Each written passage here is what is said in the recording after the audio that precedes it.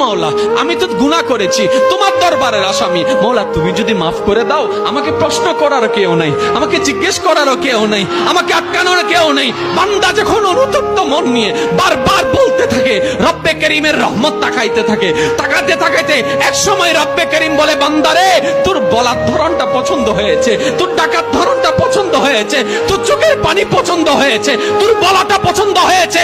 এবার মাওলা বলে, আমি তোর সারা জীবনের কত গুনাহ করছিস? বান্দা বলে, মাওলা 40,000 পার হয়ে গিয়েছে। কেউ বলে যে মাওলা পাহাড় পরিমাণ হয়েছে, কেউ বলে যে মাওলা আসমান পরিমাণ হয়েছে। এবার মাওলা বলে যে আমি মাফ করে দিলাম, আমি মাফ করে দিলাম, আমি মাফ করে দিলাম, আমি মাফ করে দিলাম, আমি মাফ করে দিলাম, আমার বান্দাকে আমি মাফ করে দিলাম। ফেরেশতা বলে, মাওলা এত বড় গুনাহগার, এত বড় আসামি, হাজার গুনাহগার, হাজারটা গুনাহ তওবা করেছে একবার, মাফ চেয়েছে একবার, তুমি মাফ করে দিলা, তুমি মাফ করে দিলা। রব্বে করিম বলে, মাফ করব না তো কি করব?